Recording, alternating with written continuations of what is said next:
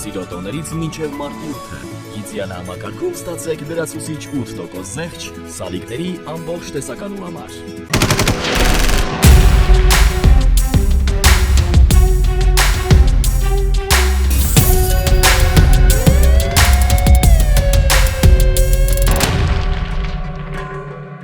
Գլխավոր դատախազության ապօրինի ծագում ունեցող գույքի բռնագանձման գործերով վարչությունը Հայաստանի զինված ուժերի սպառազինության վարչության նախկին պետ պաշտպանության նախարարության երկրորդ բանակային կորպուսի նախկին հրամանատար Պողոս Պողոսյանի հետ փոխկապակցված անձանցից Հօգուտ Հայաստանի Հանրապետության պահանջում է բռնագանձել երկու անշարժ գույք Երևան քաղաքում 451 միլիոն 540 հազար դրամ։ Պողոս Պողոսյանը մահացել է 2024-ին։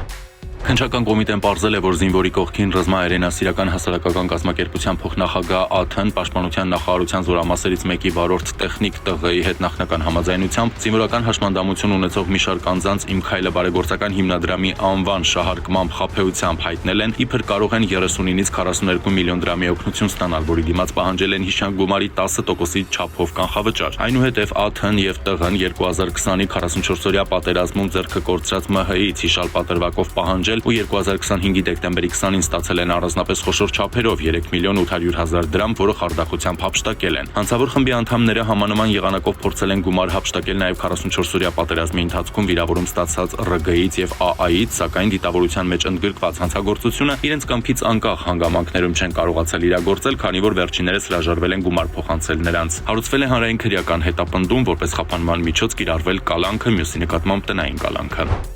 Մարտի 2-ին տեղեկություններ են ստացվել, որ Քասախ բնակավայրից դեպի Եղվարդ տանող դաշտամիջյան հատվածում այրված ավտոմեքենա կա։ Ոստիկանները հայտնաբերել են ամբողջությամբ այրված Նիվա մակնիշի ավտոմեքենա, որի սրահում էլ մոխրացած դի։ Իրավապահները պարզել են մահացածը Կոյտայքի մարզի բնակիչ 30-ամյա Վարդգեսն է։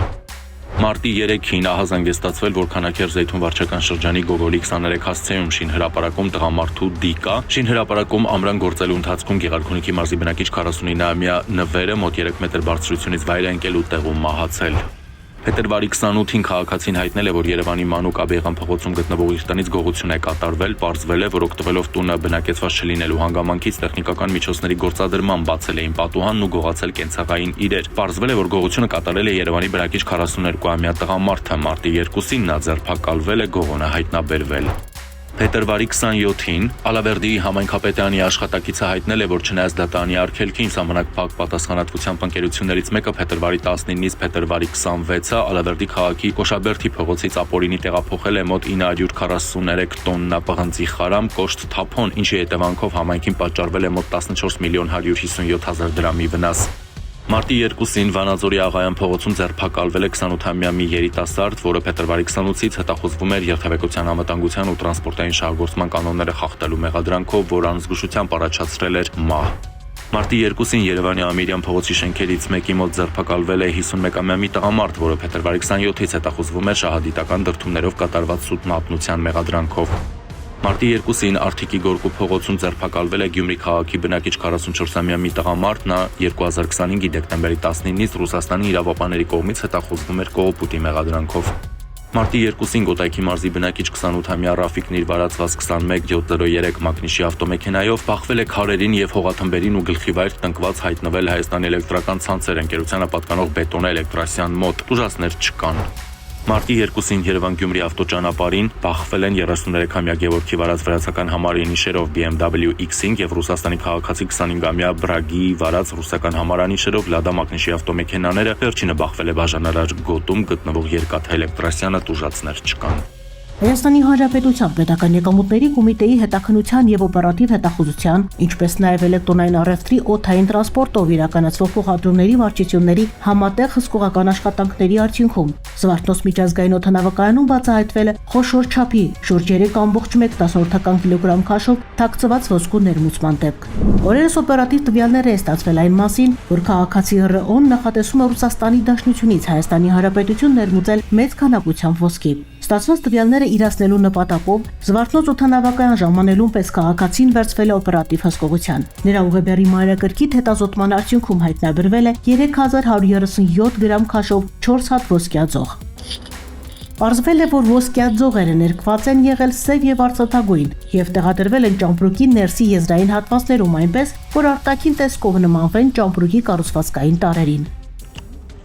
Նման եղանակով փորձել են դժվարացնել ոսկիների հայտնաբերումը, ինչի մասին գրավոր հայտնել են նաև ներմուծում իրականացրած քաղաքացին։ Նախնական տվյալներով հայտնաբերված ոսկու ընդհանուր շուկայական արժեքը կազմում է շուրջ 500,000 ԱՄՆ դոլար։ Ուսումնասիրվում են նաև գույքի ծագման աղբյուրները եւ դրա օրինականությունը հաստատող փաստաթղթերի առկայությունը։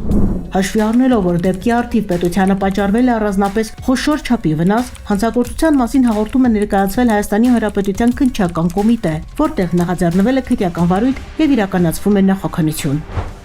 Փետրվարի լույս 26-ի գիշերը ներքին գործերի նախարարության օպերատիվ կառավարման կենտրոն ստացվել էր ահազանգ։ Նորագավիթում գործող սննդի կետերից մեկի հարակից տարածքում քաղաքացին նկատել էր կասկածելի վարքագծով դիմակավորված երկու անձի։ Ահազանգը փոխանցվել է համայնքային ոստիկանության Շենգավիթի բաժին, որտեղից օպերատիվ խումբ է մեկնել նշված վայր։ Օպերատիվ հետախուզական միջոցառումների արդյունքում պարզվել է, որ դիմակավորված 3 տղամարդ մայրաքաղաքի Արշակունյանց պողոտայում կայանված տրակտորներից փորձել են գողանալ տեխնիկայի կառավարման համակարգ, սակայն հանցագործությունն ավարտին չհասցնելով դիմել են փախուստի։ Համայնքային ոստիկանները համագործակցելով Պարեկային ծառայության Երևան քաղաքի գնդի գործընկերների հետ գողության փորձ կատարելու կասկածանքով ձերբակալել եւ բաժին են տեղափոխել նրանցից մեկին 37-ամյա տղամարդու։ Նրա խուզարկությամբ հայտնաբերվել է մարիխուանա տեսակի թմրամիջոցի նմանվող զանգված, բժշկական դիմակ, արցունքաբեր գազ եւ տելեգրամյան ալիքի հասցեով թուղթ։ Պարզվել է նաեւ, որ ձերբակալվածը Ռուսաստանի Դաշնության իրավապահների կողմից գտնվում է հետախուզման մեջ հետաքննության մարմնից թաքնվելու մեղադրանքով։ Տղամարդն ու կազմված փաստաթղթերը ներկայացվել են նախաքննական մարմին։ Ձեռնարկվում են միջոցառումներ հանցագործությանը մասնակցած այլ անձանց հայտնաբերելու ուղղությամբ։ Հանգամանքները պարզվում են։